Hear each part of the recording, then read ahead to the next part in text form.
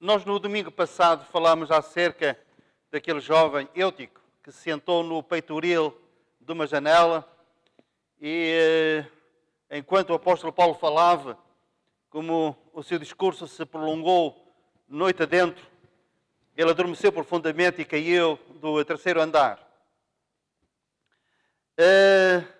Ele sentou-se num lugar perigoso, o peitoril de uma janela. E então nós dissemos algumas coisas acerca disto. Temos que fugir dos lugares perigosos. Mas nós hoje iremos falar acerca de mais duas pessoas relacionadas com janelas. E o primeiro é Daniel.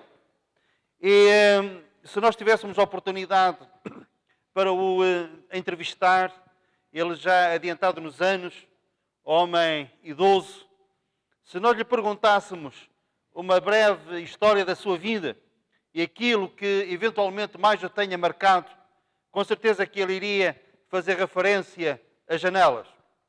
Mas vamos ouvir um pouco da sua história. Vamos supor que estamos a entrevistá-lo, como também no domingo passado entrevistamos Eutico. Agora vamos a entrevistar Daniel. O nome dele, Daniel. Daniel é um nome bíblico. É uma palavra hebraica que significa Deus é o meu juiz. Então, Daniel, conta-nos lá a tua história. Conta-nos a sua história. Como é que tudo começou? Ele diria algo mais ou menos assim. Eu era feliz na minha terra, pertencia à nobreza de Jerusalém, tínhamos uma boa qualidade de vida. Eu, semana após semana, assistia na sinagoga, aprendia a Torá, o Velho Testamento, e tinha amigos, até que houve um rei de Babilónia, que mandou cercar Jerusalém. E depois de algum tempo, a cidade caiu, vencida por esse cerco.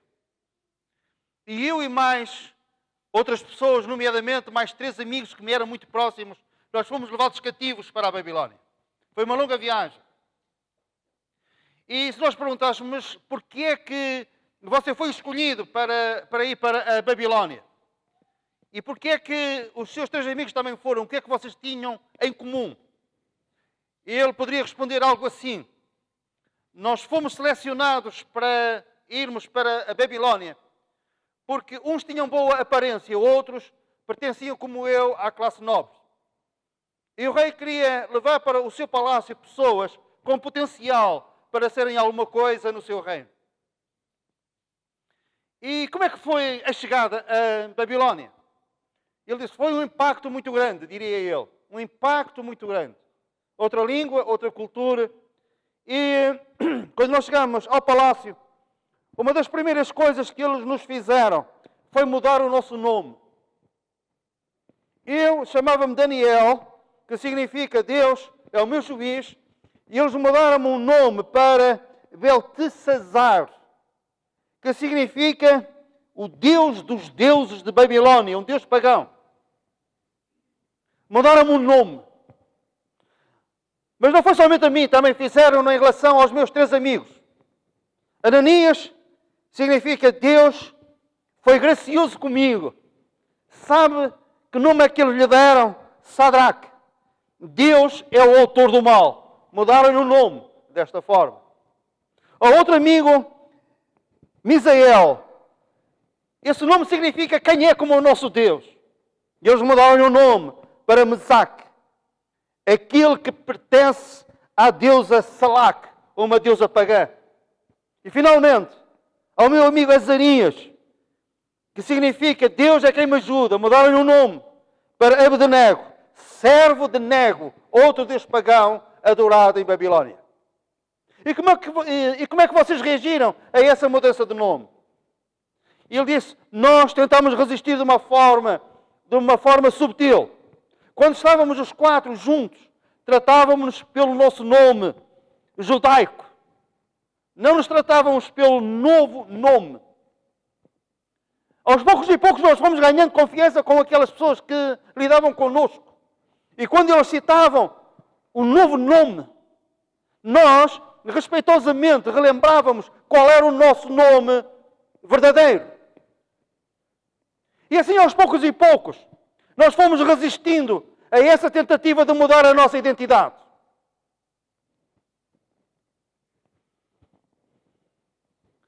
A primeira coisa que fizeram a estes 4 jovens tementes a Deus foi mudar a sua identidade.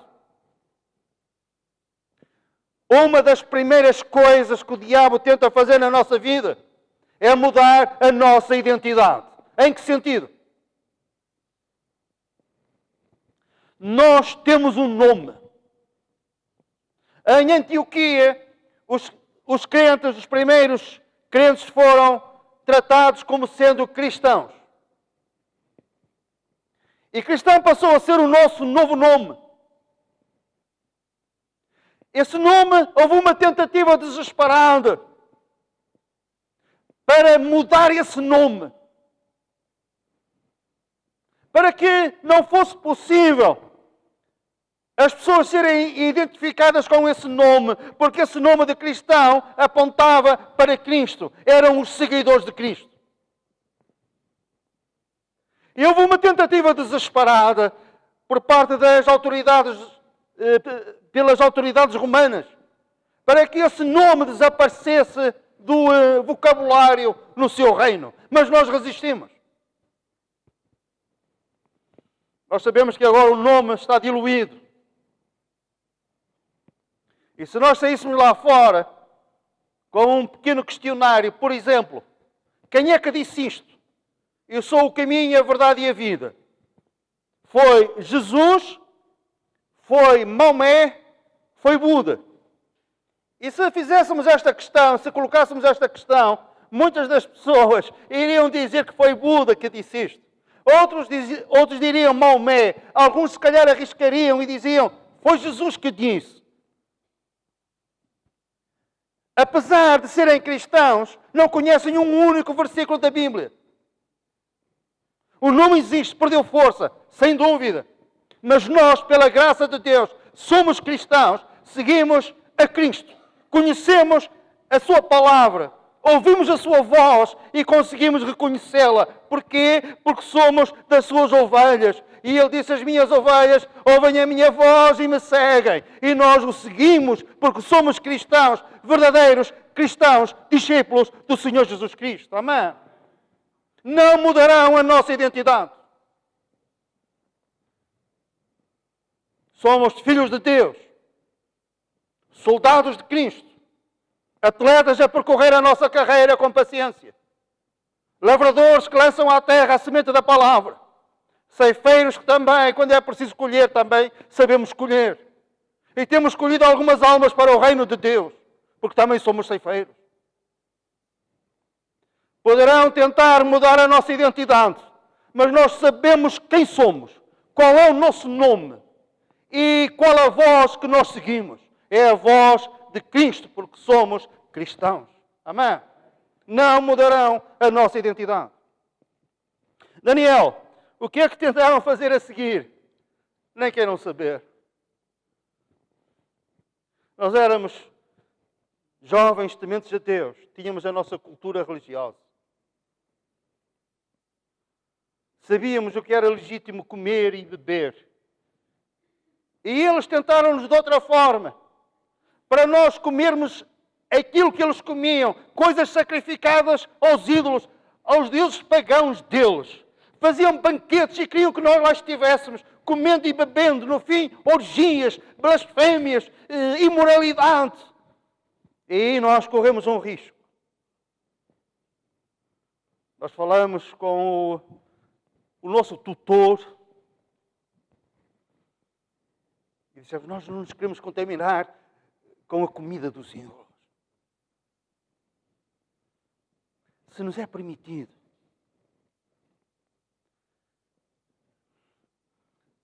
liberte-nos dessas obrigações.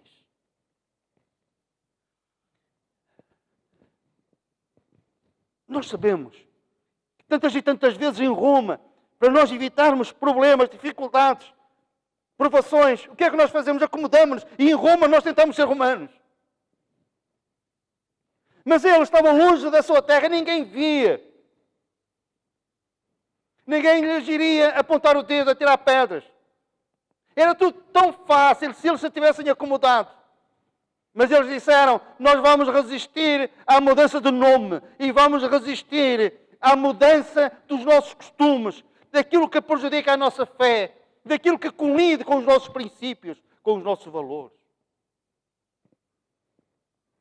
E o Senhor honrou-os e o Senhor abençoou-os. Não vamos entrar em pormenores em relação a isso. Não cederam.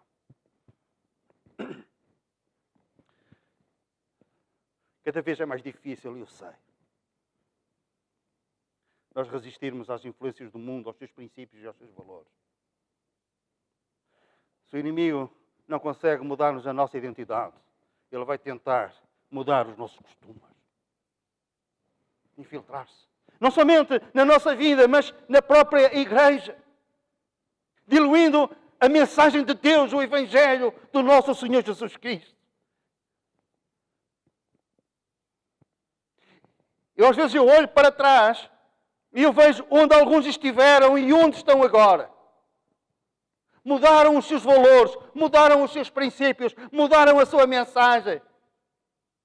No fundo, não resistiram, como Daniel e os seus 3 amigos resistiram, à mudança de identidade, à mudança de princípios. Daniel, e como é que foi? Olha, eu, lá em Babilônia, atual Iraque, eu conheci 3 reis. E mais, eu lidei de perto com cada um deles.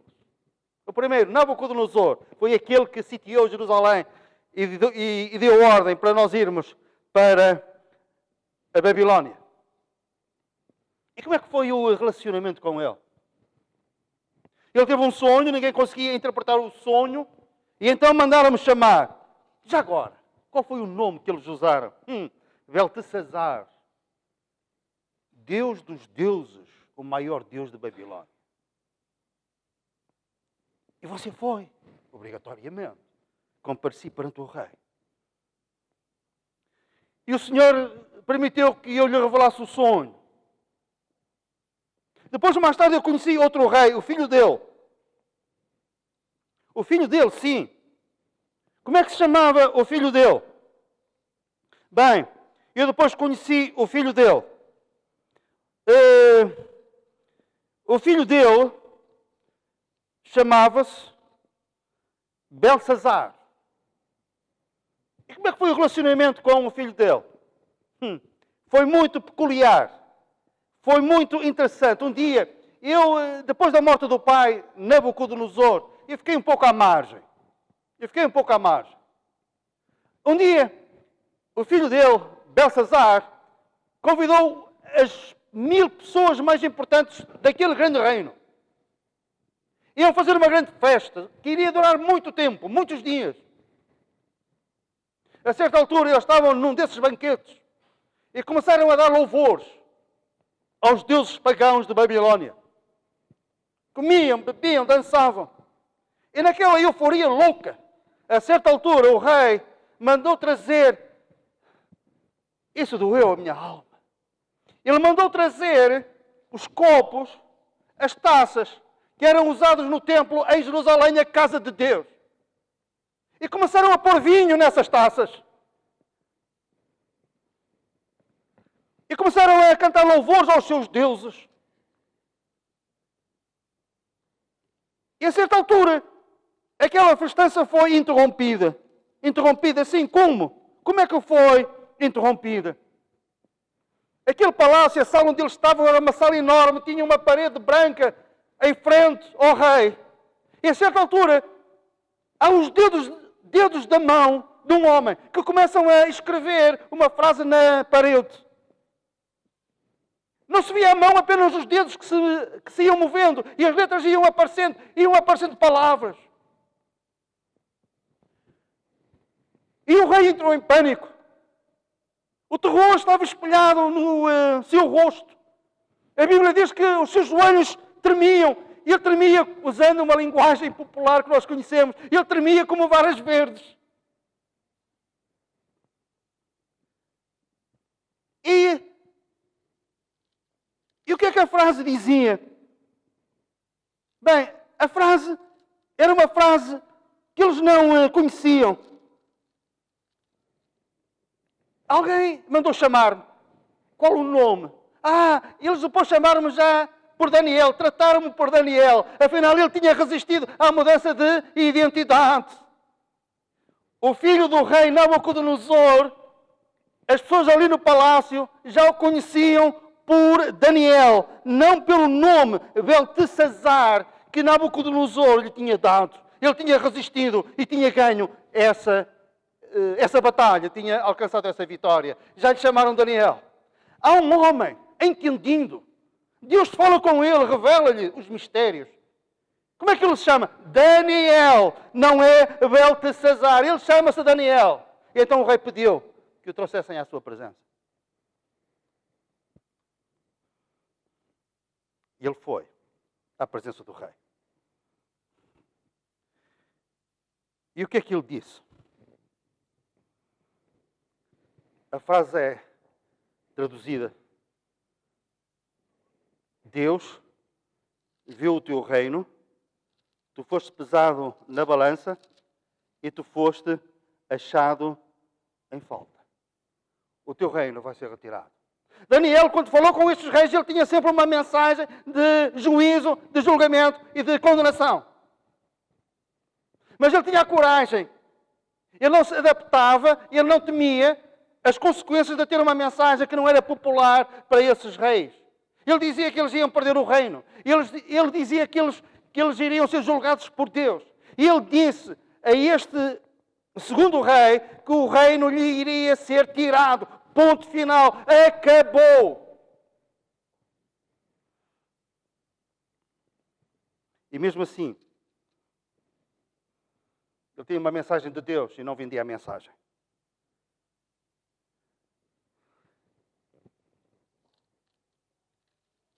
Foi honrado pelo rei.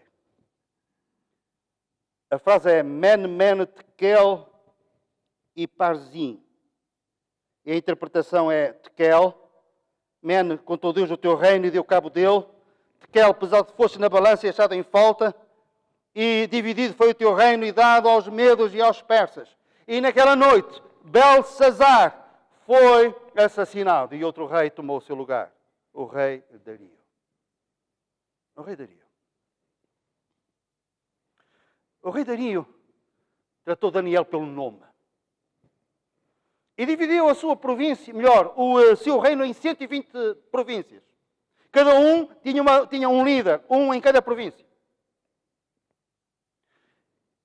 Esses 120 governadores tinham que dar contas a 3 príncipes.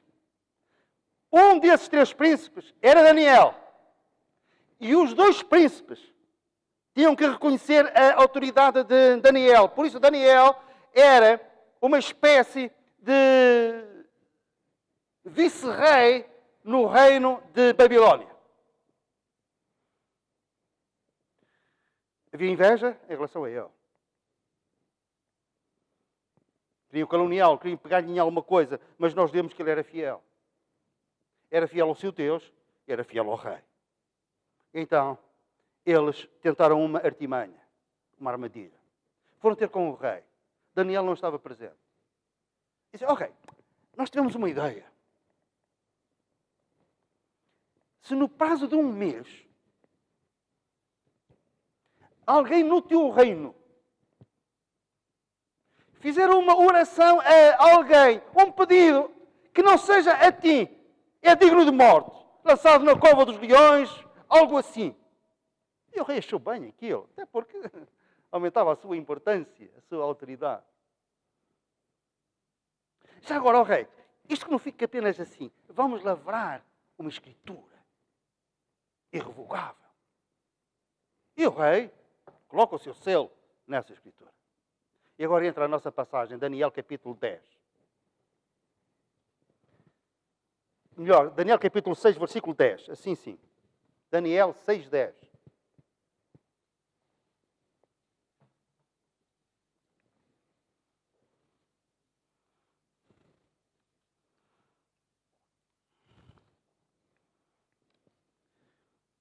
Daniel 6:10.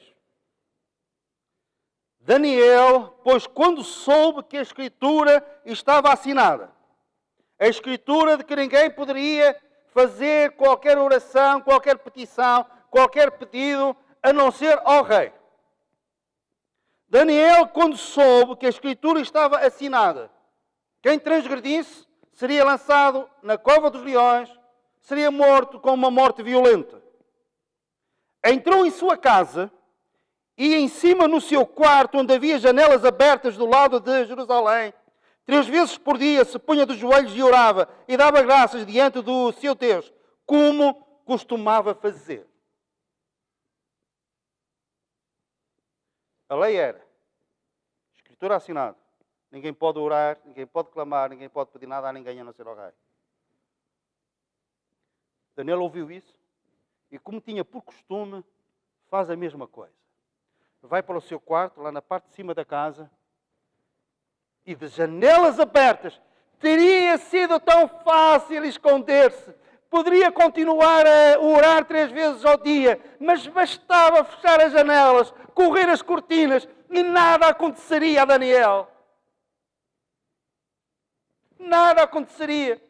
Ninguém lhe poderia apontar nada porque as pessoas não viam, não havia testemunhas, mas como tinha de costume, ele ora virado para Jerusalém com as janelas abertas.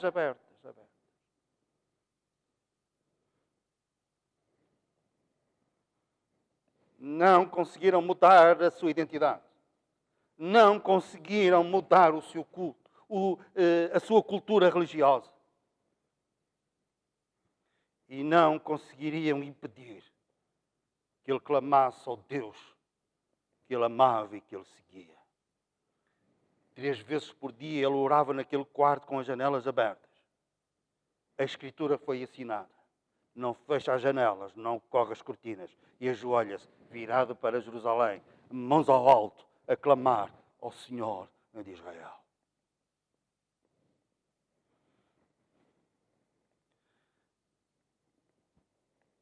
De joelhos, orava e dava graças diante do seu Deus, como costumava fazer. Não quebrou. Alguém disse que quem teme a Deus deixa de temer os homens. Daniel temia a Deus e não temia aos homens. Eu não sei como é que nós reagiríamos se houvesse uma perseguição no nosso país, e um dia isso pode acontecer, não somente no nosso país, e eu digo que já faltou mais. Já faltou mais. Em certos países europeus, como a Inglaterra, que no século XIX, no século XX, eles enviavam missionários para os 4 cantos da terra. Homens de Deus poderosos. Há uns anos eu estive em Londres, caminhei um bocado lá nas ruas e eu via catedrais. Eu pensava que ali que haveria reuniões e ia ver o que é que estava. Eram bares, eram discotecas. Porquê? Porque essas igrejas fecharam e agora estavam a ser usadas assim. Nas escolas não se pode falar acerca do Senhor Jesus. O Evangelho, esqueçam. Se alguém na rua ou noutro sítio qualquer disser alguma coisa acerca dos seus princípios, valores, nomeadamente morais, é banido. Corre o risco de ser preso. Por isso, não volta tanto assim. Mas vamos supor que a perseguição aperte. Nós vamos continuar com esta porta aberta? Vamos continuar com esta porta aberta, se Deus quiser. E nós estaremos cá. Pode haver consequências, poderá haver consequências. Mas continuaremos com a porta aberta, como Daniel tinha as janelas abertas. Ele não cedeu. Nós precisamos de ter a coragem e a força em Deus, para não cedermos face às pressões.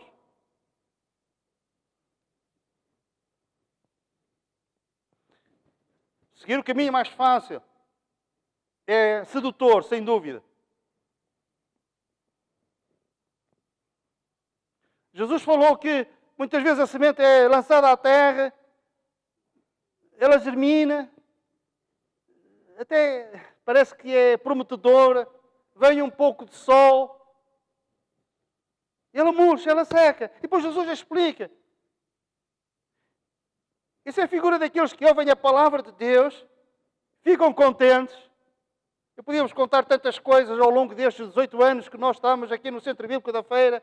Pessoas que entraram aqui, entraram nos outros lugares onde nós já estivemos. E depois de ouvirem o primeiro culto, eles disseram: esta é a minha casa, porque é que eu não vim mais cedo?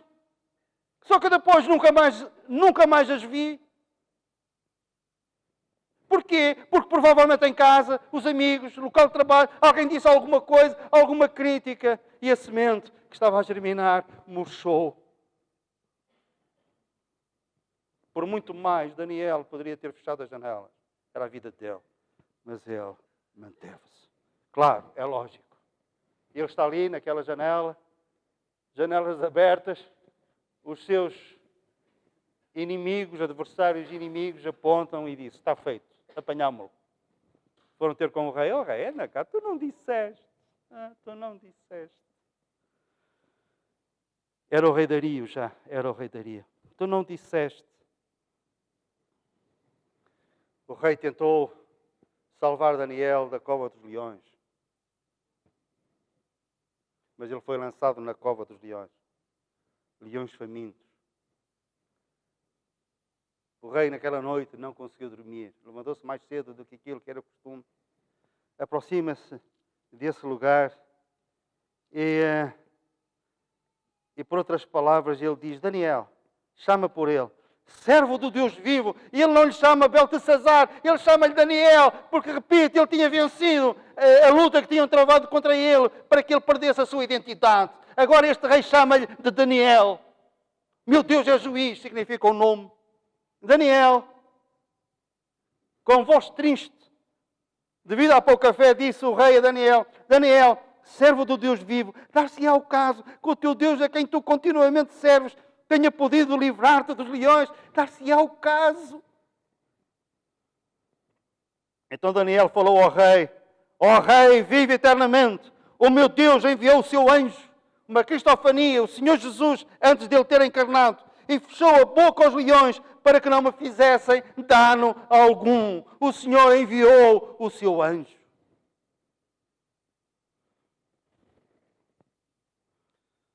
Não vamos continuar nesta história. Mas o rei enfurecido, aliviado por um lado, enfurecido por outro, mandou todos estes para o mesmo lugar. E os leões tiveram um comportamento completamente diferente. Certo? Certo? Perceberam? Não vamos entrar em pormenores? Ok. Tentaram mudar a sua identidade, mudar a sua religião, a sua cultura religiosa, os seus hábitos de um homem temente a Deus. Janelas abertas. Não se deu. Muito resumidamente, uma outra janela. Apenas 5 minutos. Eu abrevio a história. O povo hebreu tinha saído do Egito. Ao longo de 40 anos caminharam por aquele deserto rumo à terra prometida. Entraram na terra prometida. Mas a terra era uma terra habitada por povos que faziam frente às suas conquistas. Só que o povo ia caminhando, ia travando as lutas, ia ganhando, ia vencendo, ganhando território, avançando. Chegam a uma cidade, próximo de uma cidade, Jericó, uma cidade muralhada, invencível, praticamente invencível. Humanamente falando, invencível mesmo. Moisés manda espias. 2 espias conseguem entrar naquela cidade. Alguém se apercebe que havia ali 2 pessoas estranhas. Eles entram numa casa. A casa era de uma mulher prostituta, chamada Raab. Quando ela ouve bater à porta à procura dos 2 espias, ela esconde-os. Depois de eles estarem bem escondidos, ela abre a porta. Quando perguntam por eles realmente passaram aqui 2 homens, mas eles foram lá à vida deles. Ok. Depois de eles terem ido embora, os espias falam com ela. E ela preparou-se para aquilo que era inevitável. Como? Ela sabia que o povo de Deus iria vencer aquela cidade. Que o julgamento de Deus ia cair sobre aquela cidade. E ela então prepara-se para aquilo que era inevitável. E ela foi sábia numa coisa. Ela disse: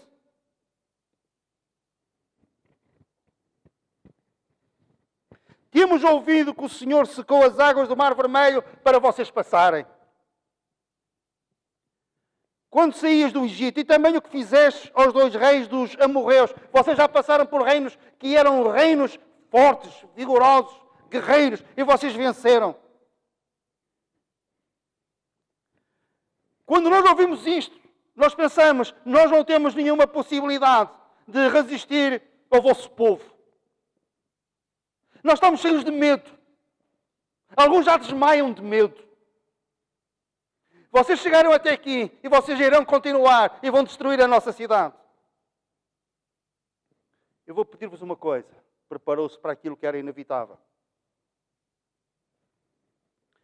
Peço que conserveis a vida a mim, quando vós entrares aqui na cidade, ao meu pai, à minha mãe, a meus irmãos e a minhas irmãs, com tudo que têm, e de que livrareis a nossa vida da morte.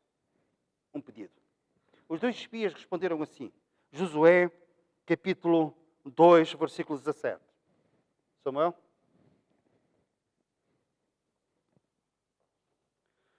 Ok. Assumimos essa responsabilidade. Com uma condição. Desobrigados, capítulo 2, versículo 17. Desobrigados seremos deste teu juramento que nos fizeste jurar. Se vindo nós à terra, quando nós entrarmos aqui, não atares este cordão de fio de escarlata à janela, por onde nos fizeste descer. Então a condição era, ok, nós vamos te livrar a ti, ao teu pai, à tua mãe, às tuas irmãs, à tua família. Mas é necessário uma coisa. Este fio escarlate, vermelho, terá que estar dependurado na tua janela para nós identificarmos. E a tua casa não vai ser destruída. Ou se for, primeiramente nós vamos vos tirar daí. E vamos vos livrar da morte. Um fio escarlate à janela. E quando eles entraram em Jericó, depois das muralhas terem caído, havia uma janela que estava assinalada. A janela com um fio, com um cordão escarlate. E eles disseram, tem que ser este. Não é outro. Se não atares este cordão, é este cordão, não é outro, é este, é este, é este. O que é que nos fala este cordão escarlate, vermelho? Fala-nos acerca do sangue do Senhor Jesus derramado na cruz. O sangue do Cordeiro de Deus. E tem que ser este.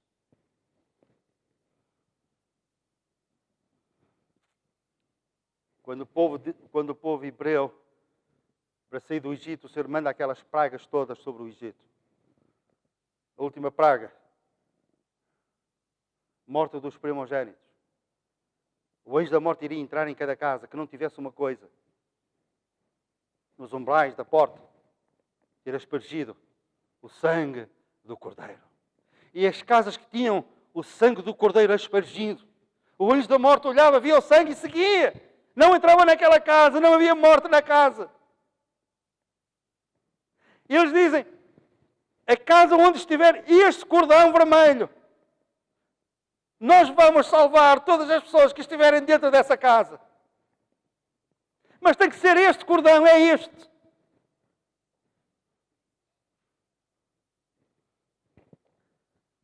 As casas, as pessoas, as almas que tiverem o sangue de Cristo aspergido, sangue que nos purifica de todo pecado. Para elas não há condenação, não haverá morte, não haverá morte espiritual, haverá vida, haverá salvação, porque o anjo da morte não entrará na alma, na vida daqueles que confiaram em Jesus como seu Salvador. Amém? Amém.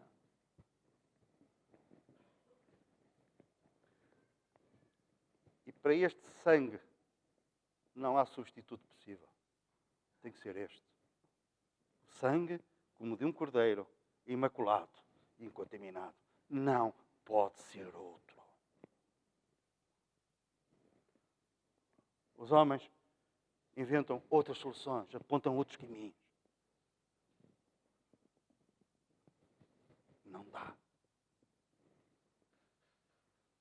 As casas até ficam mais bonitas. Não dá. Mais iluminadas, se calhar. Mais suntuosas. Rituais disto, rituais daquilo. Não dá. É o sangue do Cordeiro de Deus. É este cordão escarlate. Não pode ser outro. É este, é este, é este.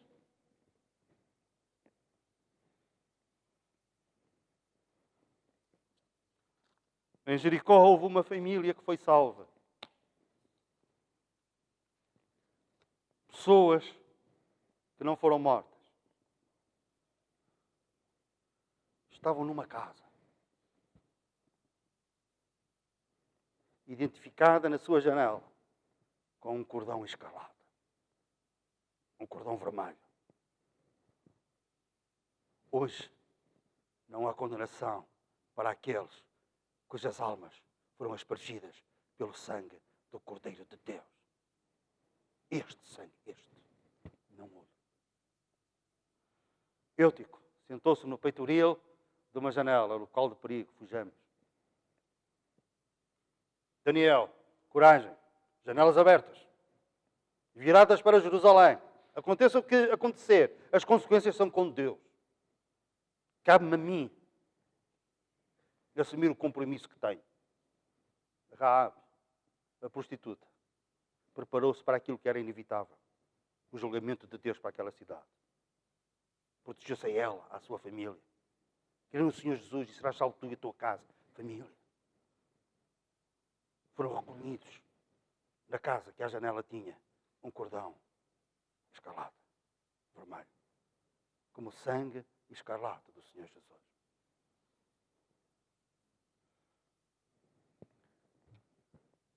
O apelo é, se porventura a tua alma não está protegida assim, hoje poderá ficar. E assim estás preparado para aquilo que é inevitável. Um dia, encontrar-se com Deus. E podes encontrar-te com Ele, com a tua alma purificada pelo sangue do Senhor Jesus. Ou então, compareces diante de Deus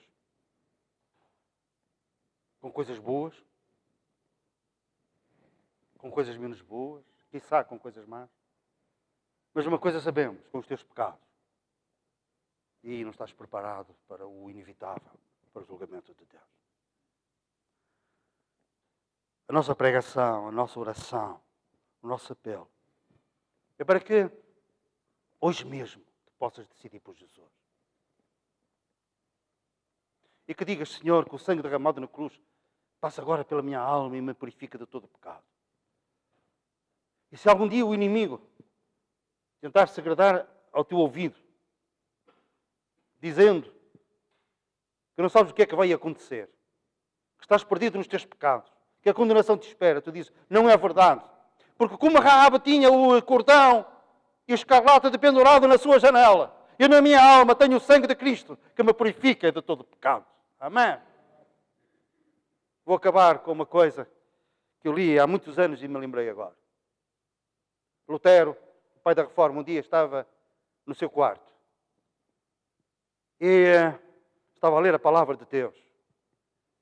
E ele disse, foi o ataque mais vil, mais violento que eu tive do inimigo da minha alma.